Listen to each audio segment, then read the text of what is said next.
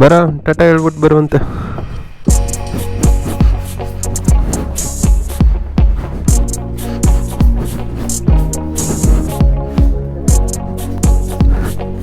ಹಾಂ ಈಚೆ ಕಡೆ ಹಾಕೋದು.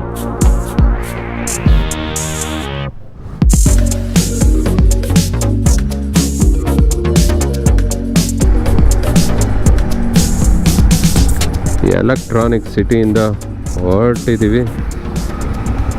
ಸೊ ನೆಕ್ಸ್ಟು ಹೊಸೂರಲ್ಲಿ ಎಲ್ಲರೂ ಸ್ಟಾಪ್ ಹಾಕಬೇಕು ಬ್ರೇಕ್ಫಾಸ್ಟ್ಗೆ.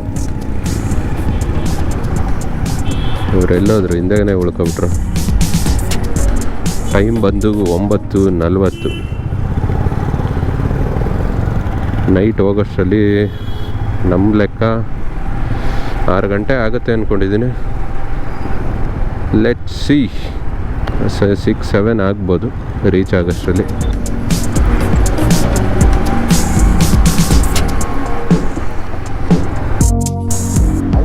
ಫುಲ್ ಮಾಡಿಸ್ತೀಯಾ?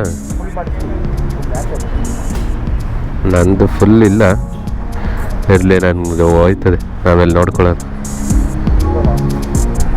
ಹೊಸೂರು ಬಂದು ಅನಿಸುತ್ತೆ. ಇದು ಯಾವುದು ಇದು ಟೋಲು?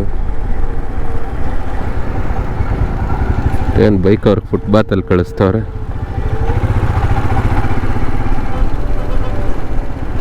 ಕೊನೆಗೂ ತಮಿಳ್ನಾಡು ಬಂದ್ವಿ, ಕರ್ನಾಟಕ ಬಾರ್ಡ್ರ್ ದಾಟಿ.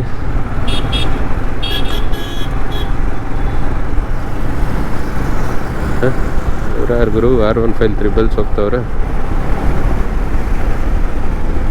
ಮಳೆ ಬರೋಂಗೆ ಬೇರೆ ಆಗೈತೆ, ಬೆಳಗ್ಗೆ 10 ಗಂಟೆ ಟೈಮ್ ಇನ್ನು.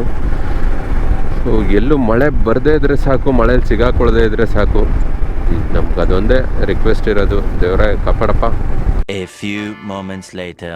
ಮಳೆ ಶುರು ಹಾಗೆ ಬಿಡ್ತು.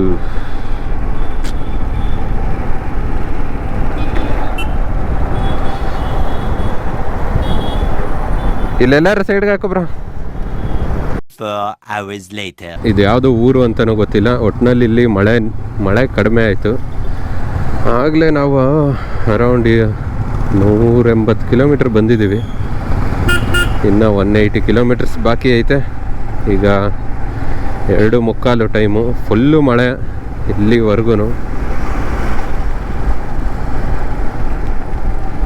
ಯಾವ ಊರು ಅಂತ ಓದೋಣ ಅಂದರೆ ಎಲ್ಲ ತಮಿಳಲ್ಲೇ ಬರೆದವ್ರೆ. ತಮಿಳು ಓದಕ್ಕೆ ಬರಲ್ಲ ನನಗೆ, ಮಾತಾಡೋಕ್ಕೆ ಬರಲ್ಲ, ಇನ್ನು ಓದಕ್ಕೆಲ್ಲಿ ಬರ್ತೈತೆ. ಇವನು ನೋಡಿ ನಮ್ಮ ಮಹೇಂದ್ರ ಜಂಪ್ ಸೂಟ್ ಹಾಕ್ಕೊಂಡು ಓಡಿಸ್ತವನೆ ಗಾಡಿನ. ಅದು ಒಳ್ಳೆ ಸ್ಪೇಸ್ ಸೂಟು ಹಂಗೈತೆ ಅದು. ಶೂ ಒಳಗೆಲ್ಲ ನೀರು ಹೋಗ್ಬಿಟ್ಟು ಪಚಕ್ ಅಂತೈತೆ. ಇವಾಗ ತಣ್ಣಗಾಗ್ತೈತಿ, ಇಲ್ಲಿ ಮಳೆ ಇಲ್ವಲ್ಲ.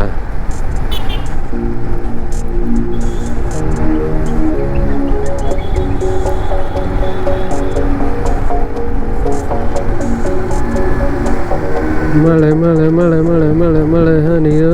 ಬಟ್ ವೆದರ್ ಮಾತ್ರ ಗಾಡಿ ಓಡ್ಸೋಕ್ಕೆ ಸಖತ್ತಾಗೈತೆ. ಗೋಪ್ರೋ ಒಂದು ಫುಲ್ ವಾಟರ್ ಪ್ರೂಫ್ ಇದ್ಬಿಟ್ಟಿದ್ದೀರಾ, ಮೈಕ್ ಹಾಕೊಳ್ಳಂಗೆ ವಾಟರ್ ಪ್ರೂಫ್ ಸಮೇತ ಮಸ್ತಾಗಿರ್ತಿತ್ತು. ಬಟ್ ಮೈಕ್ ಹಾಕಿದ್ರೆ ವಾಟರ್ ಪ್ರೂಫ್ ಇರಲ್ಲ. ಸೊ ಮಳೆ ಬಂದಾಗ ತೆಗಿಲೇಬೇಕು ಗೋಪ್ರೋನ.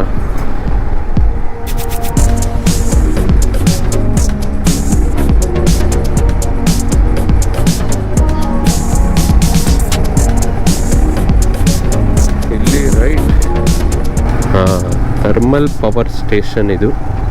ಕೋಲ್ ಯೂಸ್ ಮಾಡಿ, ಫ್ಯೂಯಲ್ ಯೂಸ್ ಮಾಡಿ, ಬರ್ನ್ ಮಾಡಿ, ನೀರನ್ನು ಸ್ಟೀಮ್ ಆಗಿ ಕನ್ವರ್ಟ್ ಮಾಡಿ, ಆಮೇಲೆ ಅದರಿಂದ ಪವರ್ ಜನ್ರೇಷನ್ ಮಾಡ್ತಾರೆ.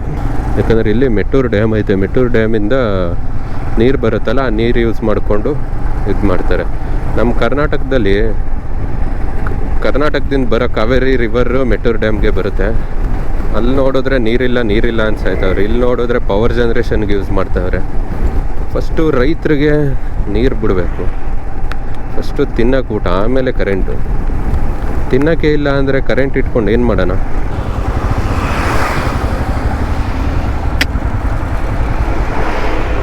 ಬೆಟ್ಟ ಗುಡ್ಡಗಳ ಮಧ್ಯ ಕಾವೇರಿ ನದಿ.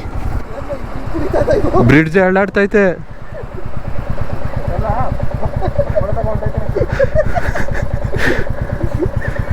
ಆ ಲಾರಿ ಹೋಗಿದ್ದು ಬ್ರಿಡ್ಜೆ ಕುಣಿತೈತೆ ಬ್ರೋ. ನಡೀರಿ ಬೇಗ. ನಾನೇನೋ ಭೂಕಂಪ ಆಗೋಯ್ತು ಅಂದ್ಕೊಂಡೆ. ಅಲ್ಲ ಡೀಸೆಲು ಪೆಟ್ರೋಲು ಗಾಡಿಗಳು ಓಡಾಡಿದ್ರೆ ಇದು bro air pollution. Thermal power plant. Serious ಆಗಿ ಥರ್ಮಲ್ ಪವರ್ ಪ್ಲಾಂಟ್ ನೋಡಿದೆ. ಇದು ಏನೋ ಕರೆಂಟ್ ಉತ್ಪಾದನೆ ಆಗುತ್ತೆ ನೋಡಲ್ಲಿ ಹೊಗೆ ಹಂಗೆ ಹೋಗಿ ಮೋಡಕ್ಕೆ ಸೇರ್ಕೊಬಿಡ್ತೈತೆ. ಇನ್ನೊಂದು ಲಾರಿ ಬಂತು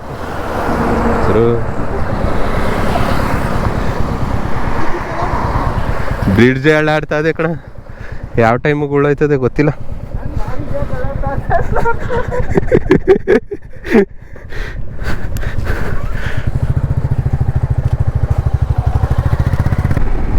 ಇನ್ನು 182 ಕಿಲೋಮೀಟರ್ಸ್ 3.25 ಅವರ್ ತೋರಿಸ್ತೈತೆ.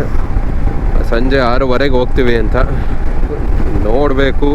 6:30 ಆಗುತ್ತಾ 8 ಆಗುತ್ತಾ, ಇನ್ನೂ ಊಟ ಮಾಡಿಲ್ಲ. ಊಟ ಮಾಡೋದಕ್ಕೆ ಬ್ರೇಕ್ ಕೊಟ್ಕೊಂಡು ಮತ್ತೆ ಸಿಗೋಣ. ಬಾಯ್ ಬಾಯ್. ವ್ಯೂ ನೋಡಿ, ಬೆಟ್ಟಗಳು, ಗುಡ್ಡಗಳು, ಮೋಡಗಳು, ಮೋಡ ಕವಿದ ವಾತಾವರಣಗಳು, ಈ ಕಡೆ ನದಿಗಳು, ಬೆಟ್ಟಗಳು. ವ್ಯೂ ಮಾತ್ರ ಮಸ್ತಾಗೈತೆ. ಆ ಕಡೆ ಈ ಕಡೆ ಬೆಟ್ಟ, ನದಿ ಪಕ್ಕದಲ್ಲಿ road.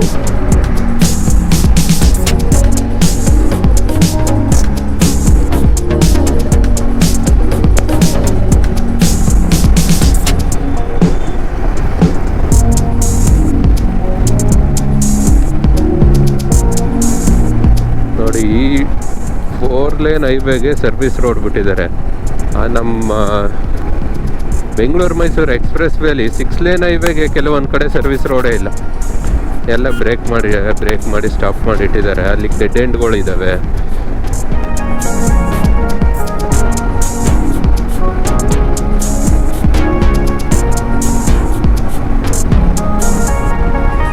A few moments later.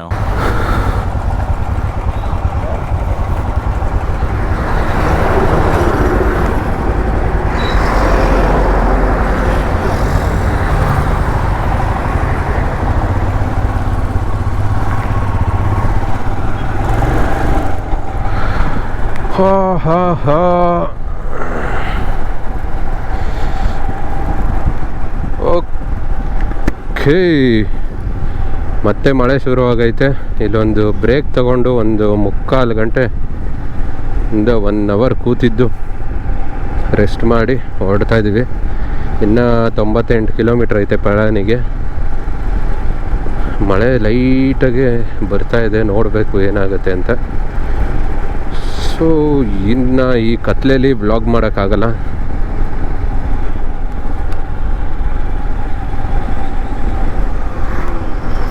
ಕತ್ಲೆಯಲ್ಲಿ ಗಾಡಿ ಓಡಿಸೋದು ಕಷ್ಟ ಗುರು.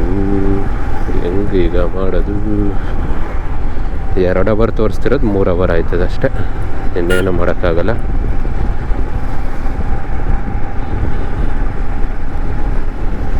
ಸೊ ಆರಾಮಾಗೆ ನಿಧಾನಕ್ಕೆ ಪಳನಿಗೆ ಹೋಗಿ ಮತ್ತೆ ಸಿಗುವ ಗಾಯ್ಸ್.